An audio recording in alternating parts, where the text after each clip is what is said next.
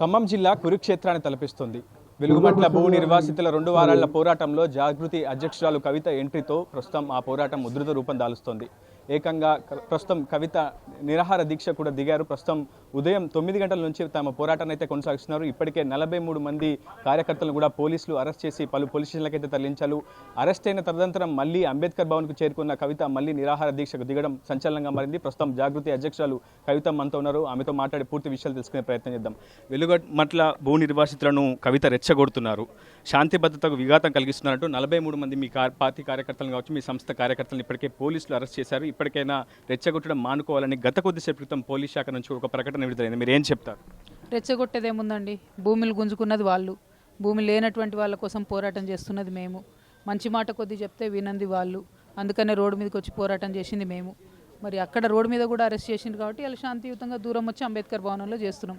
ఇక్కడైతే traffic disturbance లేదు, ఎవరిని రెచ్చగొట్టేది లేదు. మా కడుపు మేమే మార్చుకుంటున్నాం, మేమే నిరాహార దీక్ష చేస్తామని చెప్తున్నాం, గాంధీ మార్గంలో వెళ్తామని చెప్తున్నాం. దీంట్లో రెచ్చగొట్టేది ఏముంటుంది?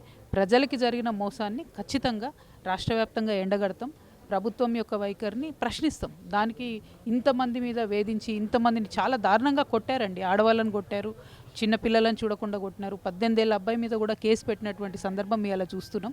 అన్ని పార్టీలు ఇప్పుడు సంయుక్తంగా చేస్తున్నటువంటి ఈ కార్యక్రమంలో అనేక మంది కార్యకర్తలు ఉన్నారు.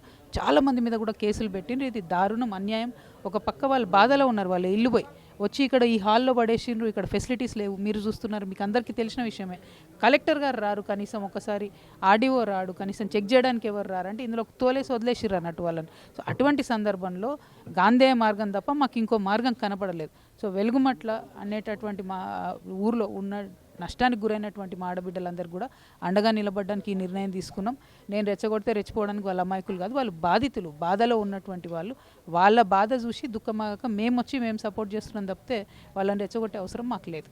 వెలుగుమట్ల భూముల్లో చాలా పెద్ద ఎత్తున ల్యాండ్ గ్రాబింగ్ జరిగింది. దాని వెనుక కోట్ల రూపాయల లావాదేవీలు నడిచాయని ఇప్పటికే పలువురిని పోలీసులు కూడా అరెస్ట్ చేశారు. ఈ అంశంపై భూ నిర్వాసితులు కూడా అనేక ఫిర్యాదులు పోలీస్ శాఖకి ఇచ్చినట్లు కూడా పోలీస్ శాఖ అనేక ప్రకటనలు విడుదల చేస్తుంది. సో దీని వెనుక ల్యాండ్ గ్రాబింగ్ చాలా పెద్ద ఎత్తున జరిగింది అనేది ప్రధానంగా ప్రభుత్వం కూడా చెప్తుంది, పోలీస్ శాఖ కూడా చెప్తుంది. సుమారు 250 కోట్ల రూపాయలు విలువ చేసే ప్రభుత్వ భూములు తాము రికవరీ చేయగలిగాము. ఇది ఒక అతిపెద్ద విజయంగా ప్రస్తుతం ప్రభుత్వం కూడా భావిస్తుంది.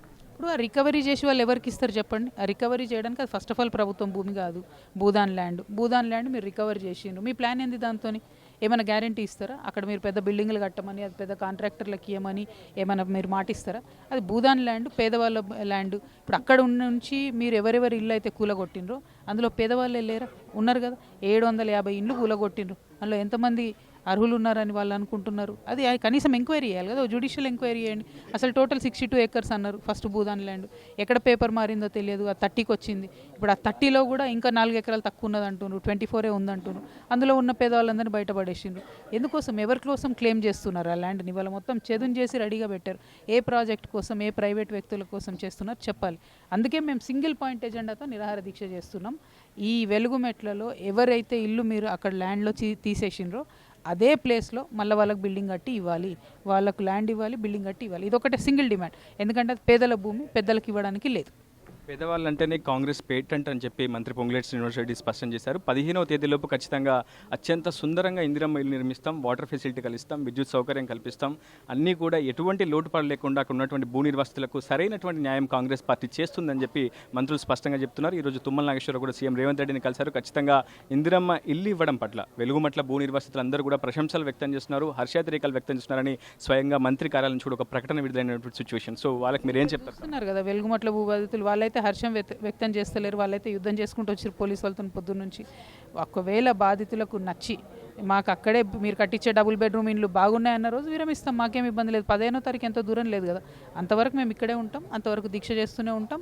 ప్రభుత్వం ఏం సొల్యూషన్ ఇస్తుందో ఇవ్వమని చెప్పండి, దాన్ని బట్టి ఆలోచించండి. ఇప్పటికే అన్ని రాజకీయ పార్టీలు ఈ అంశంపై ఒక స్పందన అయితే వ్యక్తం చేశాయి. బీఆర్ఎస్ కూడా న్యాయ పోరాటం చేస్తామని చెప్తుంది, బీజేపీ కూడా ఫుడ్ డొనేషన్ క్యాంపెయిన్స్ కాబట్టి వాళ్ళ పక్షాన మేము నిలబడదామని చెప్తుంది. సో జాగృతి ఎటువంటి కార్యాచరణను ఇప్పటికే సిద్ధం చేసుకుంది, ఎటువంటి భవిష్యత్ కార్యాచరణకు సిద్ధమవుతుంది. మరో 4 రోజుల్లో వాళ్ళందరికీ కూడా ఇందిరమ్మ ఇంటి పత్రాలు మంజూరు చేసి తీరుతామని ప్రభుత్వం స్పష్టంగా చెప్తుంది. సో మీ పోరాటం ఎటువంటి కార్యరూపం దాల్చే అవకాశం? అంటే ఇందులో ఉన్న మోసం గ్రహించండి బ్రదర్. ఒక 30 ఎకరాల అత్యంత విలువైనటువంటి ల్యాండ్ని పేదవాళ్లను నిర్దాక్షిణ్యంగా బయటికి దోసేసి అది ప్రభుత్వ పెద్దలు కాజేయాలని చూస్తున్నారు. ఫస్ట్ థింగ్, అది భూదాన్ ల్యాండ్, దాన్ని ప్రొటెక్ట్ చేసుకోవాల్సిన బాధ్యత మనకున్నది ఫస్ట్ థింగ్. సెకండ్ థింగ్, ఎక్కడనో తీసుకెళ్లి డబుల్ బెడ్రూమ్లు ఇస్తామని చెప్తున్నారు. మరి మొదలే డబుల్ బెడ్రూమ్లు ఇచ్చినాక ఖాళీ అయిపోయచ్చు కదా, అంటే మీకు చిత్తశుద్ధి లేదు, మీరు కరెక్ట్ చెప్తలేరు. సో మీరు డబుల్ బెడ్రూమ్ ఎక్కడిస్తారో చూసిన తర్వాత అది బాధితులందరూ ఓకే అన్న తర్వాత అప్పుడు ఆలోచిద్దాం. మాకు అర్థమైంది, ఇప్పుడు మాకు బాధితులు చెప్తున్నది ఏదైతే కోట్ల విలువ చేసే భూమి ఉందో మాకు అక్కడే ల్యాండ్ ఇవ్వండి, మా పిల్లలకు పనికొస్తుంది ఫ్యూచర్లో అని చెప్తున్నారు. సో ఆ ల్యాండ్ భూదాన్ ల్యాండ్, అది ప్రభుత్వం ల్యాండ్ కాదు. ఆ ల్యాండ్ తీసుకుని నువ్వు ఏం చేస్తావు, ఎందుకు తీసుకుంటుంది అసలు ప్రభుత్వం? ఇప్పుడు అది చెప్పడం లేదు చూడండి, ఆ క్లారిటీ లేదు. ఎందుకు తీసుకుంటున్నారు అసలు, వీళ్ళని ఖాళీ చేయించాల్సిన అవసరం ఏమొచ్చింది?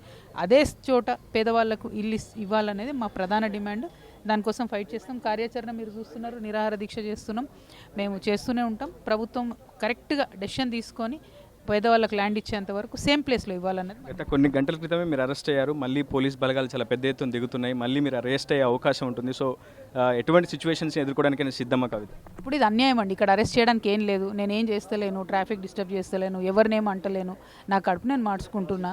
సంయుక్తంగా నేను కానీ విశారదన్ గారు కానీ ఇక్కడ కూర్చొని ప్రజల పక్షాన్ని శాంతియుతంగా మా బాధ ఏదో మేము చెప్పుకుంటా ఉన్నాం. ఇక్కడ అరెస్ట్ చేయడానికి ఏముంది? ఓకే చేశారనుకోండి, ఎక్కడ అరెస్ట్ చేస్తే అక్కడ కంటిన్యూస్గా నిరాహార దీక్ష కొనసాగిస్తాను.